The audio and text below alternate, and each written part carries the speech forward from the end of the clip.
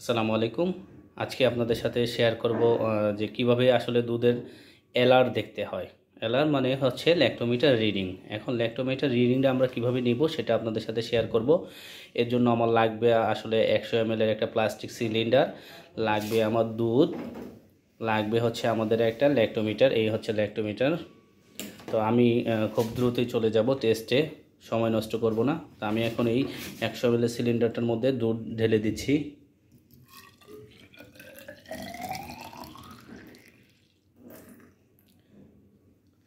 কতটুকু দুধ ঢালবো আসলে সেটা বড় কথা না।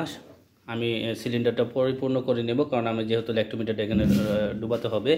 তো আমি এখন ল্যাক্টোমিটারটা ডুবিয়ে দিলাম। নিচে পড়ুক সেটা ফ্যাক্ট না, এটা নিচে আপনারা প্রয়োজন অনুযায়ী ভালো কিছু রেখে নিতে পারবেন, অথবা এমন একটা ফ্ল্যাট তল নেবেন যেখান থেকে পড়লেও আপনার কোনো প্রবলেম নেই। এই যে আমরা ল্যাক্টোমিটার ডুবিয়ে দিলাম, নর্মালি অতটুকু আমরা ডুবিয়ে দিব। এরপরে যে আস্তে আস্তে দেখা যাচ্ছে ল্যাক্টোমিটার উঠে আসছে। দেখেন এইখানে আসলে ল্যাক্টোমিটারের রিডিংই সে ক্রস করে ফেলেছে।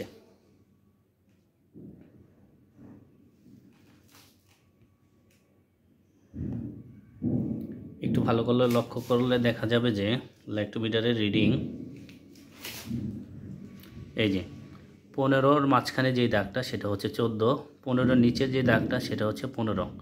প্রত্যেকটার ক্ষেত্রে 20-এর যে মাঝখানের দাগটা সেটা হচ্ছে 19, আর 20-এর যে পরের দাগটা সেটা হচ্ছে 20, 25-এর যে মাঝখানের দাগটা সেটা হচ্ছে 24, 25-এর যে নিচের দাগটা সেটা হচ্ছে 25। সে হিসেব করলে আমার দেখা যাচ্ছে 40-এর যে নিচের দাগটা সেটা 40, 41 অনেক ছাড়িয়ে গেছে। তার মানে আমি এটা আসলে কাউন্টই করতে পারছি না যে আসলে এটা ল্যাক্টোমিটার রিডিং কত। এখন আমি এটাকে ডাইলেশন করে নেব, আরও ডাইলেশনে যাব। এটা আমি যদি এখন এটাকে ডাইলেট করি তাহলে দেখা যাবে ল্যাক্টোমিটার রিডিংটা হয়তো আমরা নির্দিষ্ট লেভেলের মধ্যে নিয়ে আসতে পারবো। এখন ডাইলেট করার জন্য আমি অবশ্যই এখানে একটু পানি দিয়ে দিব। আমি ওই বিকারের দুধটাতে পানি ঢেলে দিয়েছি। তো এখন আমি এই দুধটাকে ফেলে দিব, অলরেডি ফেলে দিয়েছি। আর এইটাকে আমি আমার স্যাম্পল হিসেবে নিব। তো স্যাম্পল হিসেবে নেওয়ার পর আমি এটাতে ঢেলে ল্যাক্টোমিটার ডুবে দিলাম। দেখা যাক এটাতে আমি কোনো রিডিং পাই কি না। হ্যাঁ, ভিজিবল একটা রিডিং আমি পেয়েছি এখানে।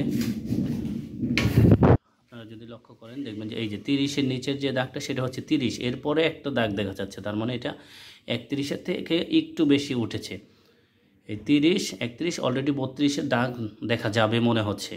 হ্যাঁ, অলরেডি 32-এর দাগ দেখা গিয়েছে। তার মানে এই যে ল্যাক্টোমিটারের যে রিডিংটা, এটাই হচ্ছে আমাদের এলআর। এলআরটা আসলে ল্যাক্টোমিটার দুধের মধ্যে ডুবানোর পর যে রিডিং আসে সেটাকেই আমরা সাধারণত এলআর বলে থাকি।